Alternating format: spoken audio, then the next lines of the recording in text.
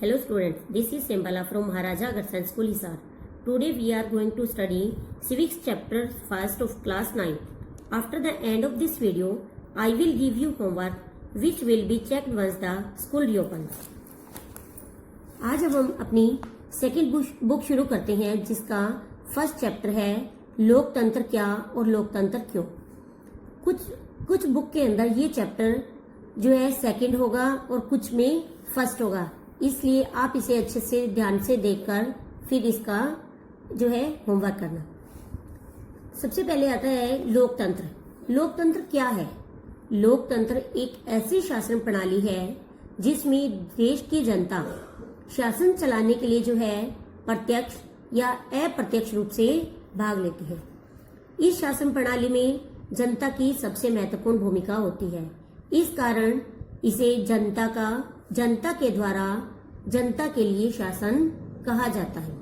लोकतंत्र की एक सरल परिभाषा कि लोकतंत्र शासन का एक ऐसा रूप है जिसमें शासकों का चुनाव लोग करते हैं। अब लोकतंत्र की कुछ विशेषताएं। सबसे पहले लोकतंत्र में जनता द्वारा चुने गए शासक ही प्रमुख फैसले लेते हैं, अर्थात लोकतंत्र के अंदर हर 5 वर्ष बाद चुनाव होते हैं और जनता जो है अपने प्रतिनिधियों को चुनती है और वो चुने हुए प्रतिनिधि ही जो है शासन करते हैं। स्वतंत्र व निष्पक्ष चुनावी मुकाबला। चुनाव जो है लोगों के लिए निष्पक्ष अवसर व इतने विकल्प उपलब्ध करवाता है कि जनता चाहे तो मौजूदा शासकों को बदल सकती है। अर्थात लोकतंत्र के अंदर चुनाव जो है निष्पक्ष व स्वतंत्र होते हैं, क्योंकि इसके अंदर जो है गुप्त मतदान प्रणाली द्वारा चुनाव किए जाते हैं और जो है लोग जो है अपनी मर्जी से किसी को भी वोट दे सकते हैं। एक व्यक्ति एक वोट एक मोड़, अर्थात हमारे लोकतंत्र में हर वयस्क नागरिक यानी 18 वर्ष से ऊपर के हर वयस्क नागरिक को वोट देने का अधिकार है और वो अधिकार जो है बिना किसी भेदभाव के है, चाहे वो राष्ट्रपति हो चाहे एक आम नागरिक हो, सभी को एक वोट देने का अधिकार है और सभी के वोट का मूल्य एक समान है। कानून का राज व अधिकारों का आदर।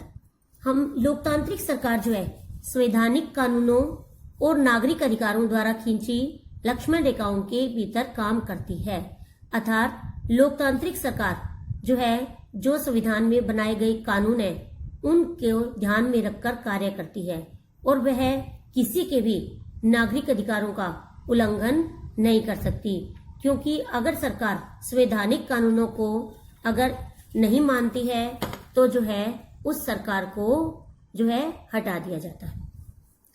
एक हमारा टॉपिक आता है इस लेसन में लोकतंत्र के मार्ग में आने वाली बाधाएं, कि लोकतंत्र के मार्ग में आने वाली सबसे बड़ी बाधाएं कौन सी है। फर्स्ट है निरक्षरता। निरक्षरता का मतलब अनपढ़ता, कि प्रजातंत्र के मार्ग में आने वाली सबसे बड़ी बाधा निरक्षरता है।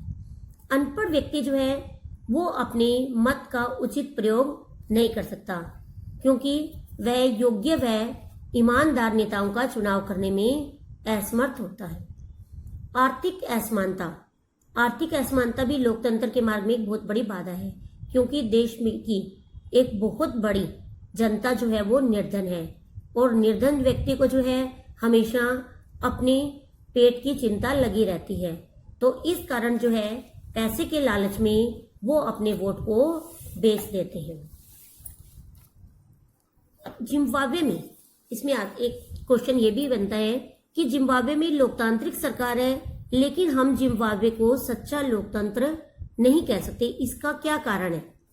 सबसे पहले ये कि जिम्बाब्वे का राष्ट्रपति है रॉबर्ट मुगाबे। इसने जो है कई बार संविधान में बदलाव करके राष्ट्रपति के अधिकारों में वृद्धि कर ली है, अर्थात संविधान में बदलाव करके अपने अधिकारों को बढ़ा लिया है और जनता के प्रति अपनी जवाबदेही को कम कर लिया है। दूसरा, जिम्बाब्वे में विपक्षी दलों के कार्यकर्ताओं को परेशान किया जाता है, अर्थात जिम्बाब्वे में अगर कोई राष्ट्रपति के विरोध में खड़ा होता है तो उन लोगों को परेशान किया जाता है, उनकी सभाओं को भंग कर दिया जाता है। सरकार ने विरोधी प्रदर्शनों व आंदोलनों को गैर कानूनी घोषित कर दिया है, अर्थात अगर कोई भी सरकार का विरोध करने के लिए कोई प्रदर्शन करता है, कोई आंदोलन चलाता है, तो जो है उसे गैर कानूनी घोषित करते हुए उन्हें दंड दिया जाता है।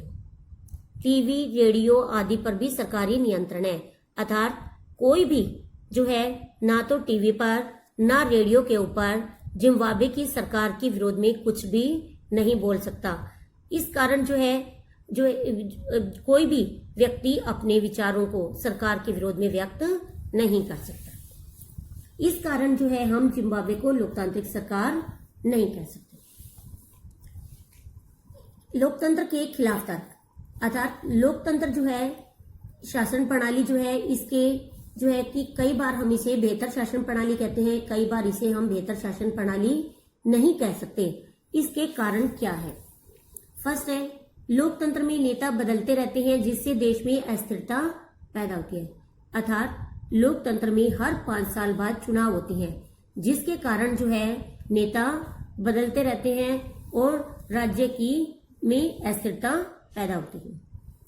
सेकंड, लोकतंत्र का मतलब सिर्फ राजनीतिक लड़ाई व सत्ता का खेल है, यहाँ नैतिकता को कोई जगह नहीं होती, अर्थात लोकतंत्र के अंदर जो है नेता केवल अपनी सत्ता के लिए ही जो है लड़ते रहते हैं, जो है नैतिकता या अर्थात मौलिक नियमों को, मौलिक जो है कर्तव्यों की तरफ कोई ध्यान नहीं देता है।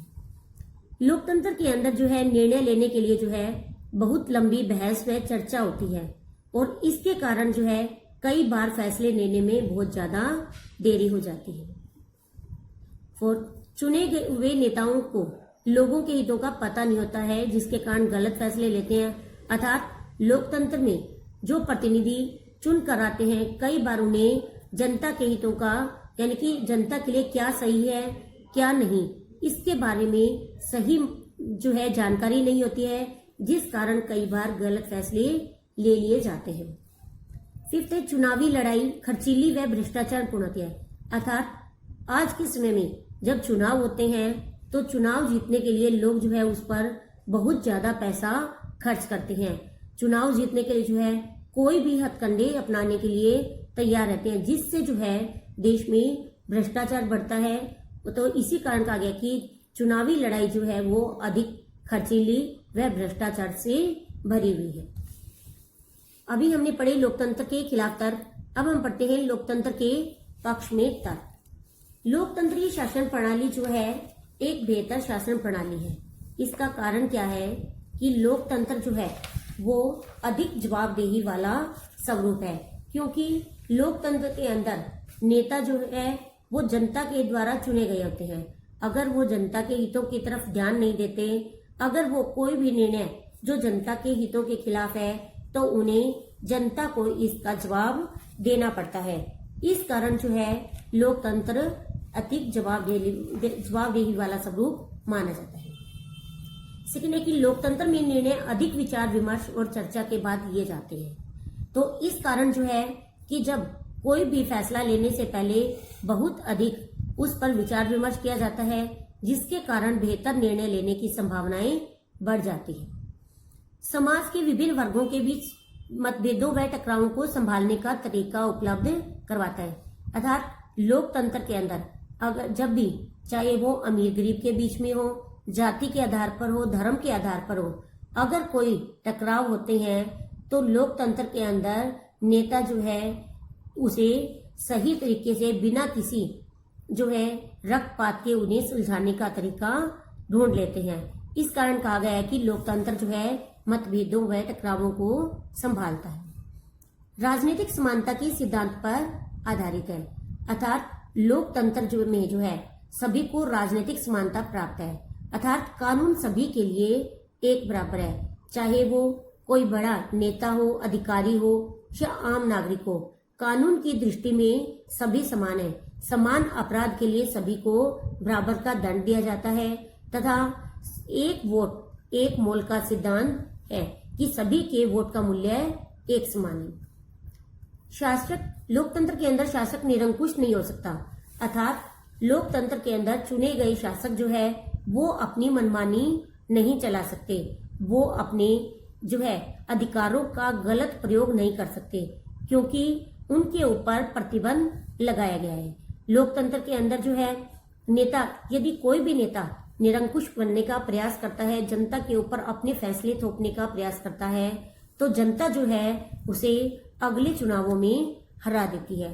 तो इसके कारण जो है लोकतंत्रीय शासन प्रणाली को जो है एक बेहतर शासन प्रणाली माना गया है, जबकि बाकी जो है चाहे वो राजतंत्र है, चाहे कोई भी शासन तानाशाही है, ये सभी इन सभी के मुकाबले लोकतंत्रीय शासन प्रणाली जो है सबसे अच्छी और सबसे महत्वपूर्ण मानी गई है और भारत के अंदर जो है लोकतंत्रीय शासन प्रणाली को अपनाया गया है।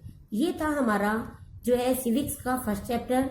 इसके क्वेश्चन जो है आप अच्छे से नोटबुक के अंदर राइट करेंगे और लर्न करेंगे।